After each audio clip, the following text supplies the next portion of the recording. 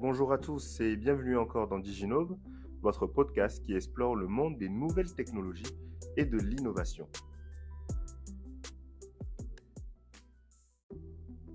Aujourd'hui, nous allons parler de jumeaux numériques ou encore de digital twins et je parie que beaucoup ne savent pas encore ce que c'est. Ne vous inquiétez pas, dans ce nouvel épisode de Diginove, nous allons en parler avec beaucoup plus de détails, alors restez branchés.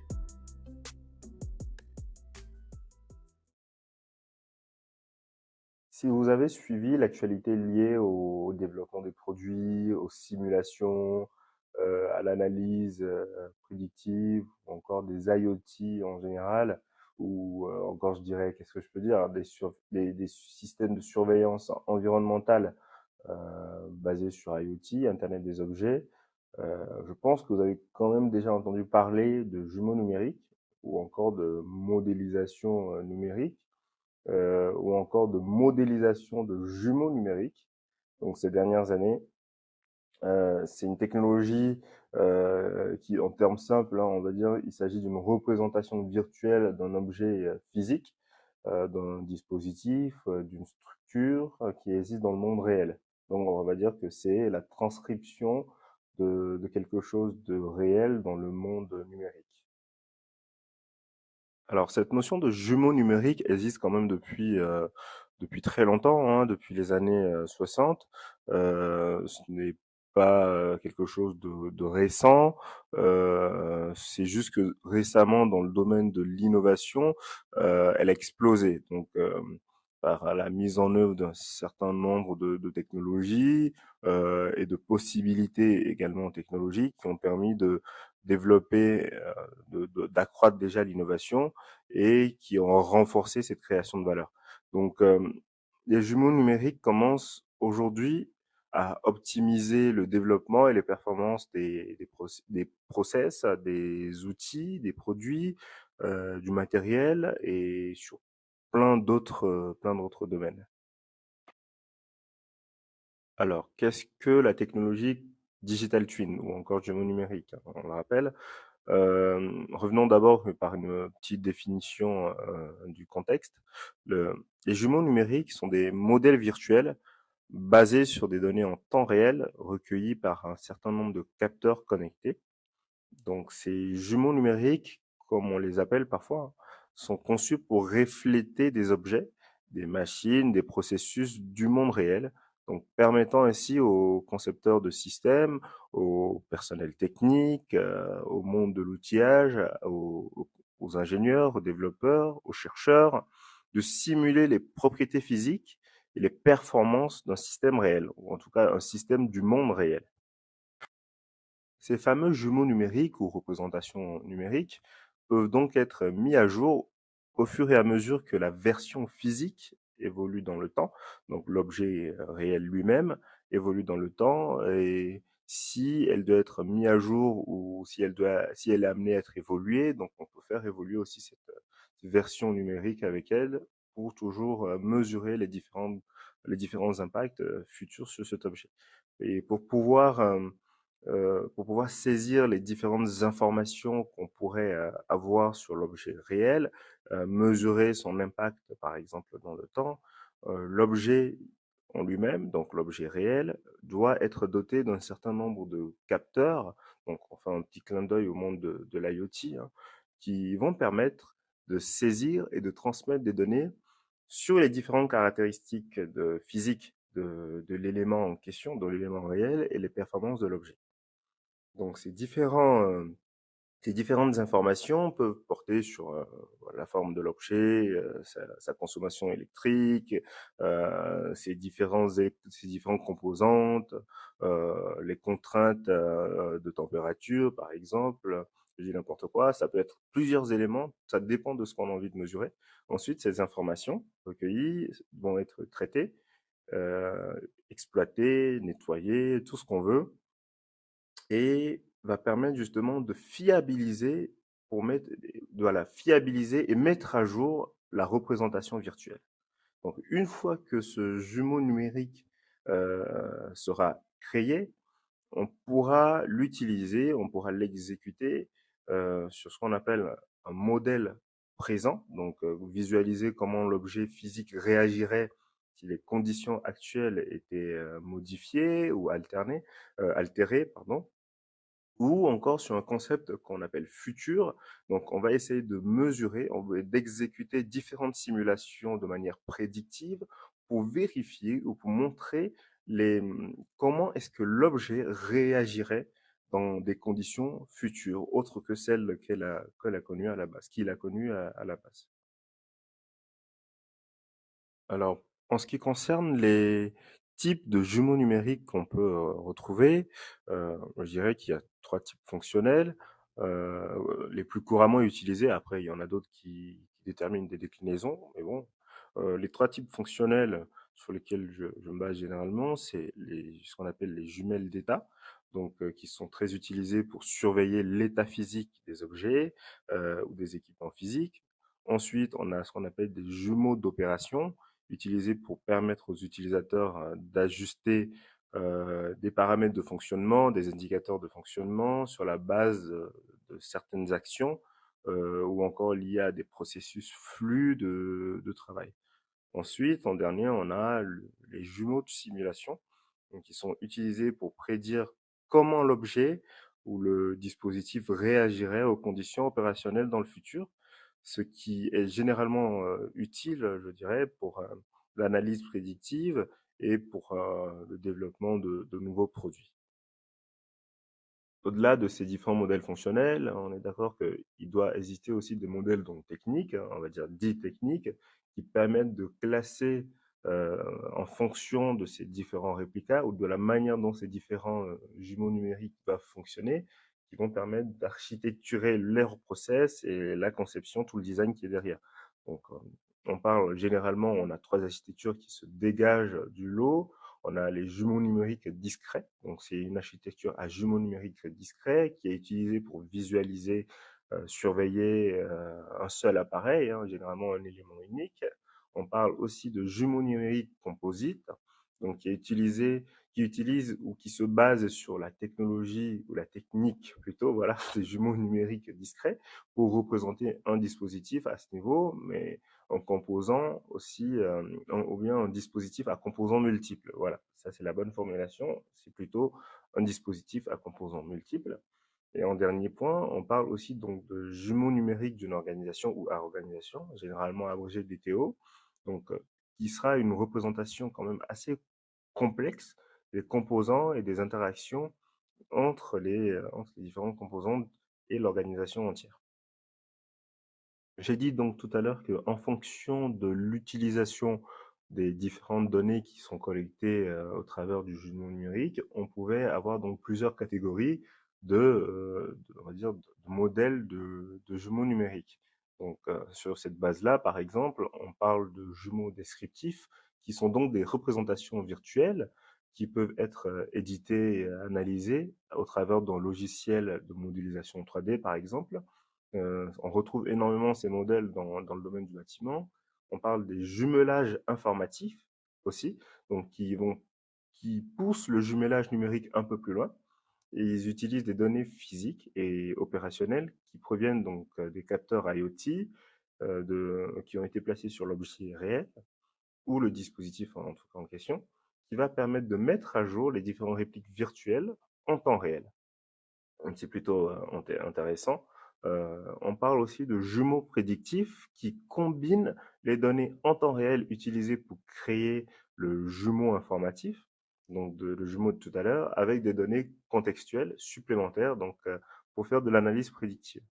On parle donc aussi de jumeaux complets, par exemple, hein, qui utilisent une modélisation un peu plus avancée pour travailler sur la prédiction, comment l'objet va se présenter ou réagirait à certains scénarios futurs, donc qui ne se sont pas encore produits forcément, et au travers d'une analyse un peu plus prescriptive aussi pour voir le comportement de l'objet et pouvoir formuler des recommandations ou anticiper un certain nombre d'éléments. Et en dernier, on va parler des jumeaux autonomes qui utilisent également des simulations basées sur des modèles un peu plus prédictives. Là, on a une intervention assez forte de l'intelligence artificielle et du machine learning afin réagir, en fait, de permettre ou de voir comment l'objet va réagir en conditions changeantes, en conditions en perpétuel changement, et qui va permettre aussi de récolter un certain nombre d'informations et de pouvoir adapter l'objet réel en fonction des résultats de l'objet virtuel.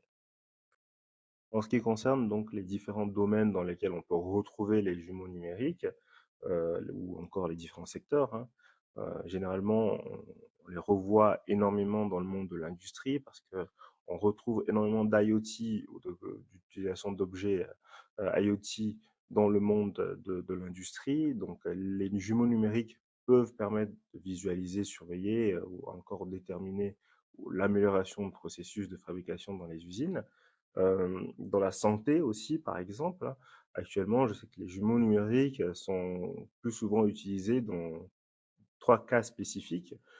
La simulation des différents tests, la simulation de prestations de soins, ou encore dans les opérations, la formation aussi dans le domaine de la chirurgie surtout, donc la formation. Et en dernier point, je pense qu'il y a aussi beaucoup de modélisation, donc tout ce qui est un peu, alors je ne maîtrise pas trop le contexte dans ce sens-là, mais tout ce qui est génome, mode de vie, physiologie, etc. Ensuite, on retrouve énormément l'utilisation de jumeaux numériques dans le monde de l'aéronautique ou de l'aérospatiale. Il y a énormément de simulations qui sont faites à ce niveau-là. Euh, c'est très très utilisé dans ce domaine parce que bon, c'est un peu normal. Pour envoyer des fusées dans l'espace, on essaie de simuler, on va dire l'espace. On essaie d'émuler l'espace sur la Terre pour voir un petit peu comment est-ce que cette fusée va agir ou réagir, je dirais. Donc, les chercheurs travaillent énormément sur cette analyse prédictive pour tester les différentes composantes, les pièces, les combinaisons, tout ce qu'on peut avoir. Donc, aussi, on peut retrouver dans le monde de l'automobile, hein, c'est toujours dans le même process, dans la fabrication de matériaux, pour tester les nouveaux modes de conduite, par exemple, ou encore dans la construction des bâtiments, dans le monde du bâtiment. Les jumeaux numériques dans le monde du bâtiment peuvent être utilisés pour concevoir des architectures futuristes, pour voir comment est-ce que ces architectures répondent aux différents enjeux environnementaux et est-ce qu'ils arrivent justement à s'adapter à ces différents environnements, donc en ce qui concerne les matériaux. Et on met un certain nombre de capteurs aussi pour surveiller ces bâtiments existants et détecter des défaillances, voilà, ou tout type de risque qui peut survenir.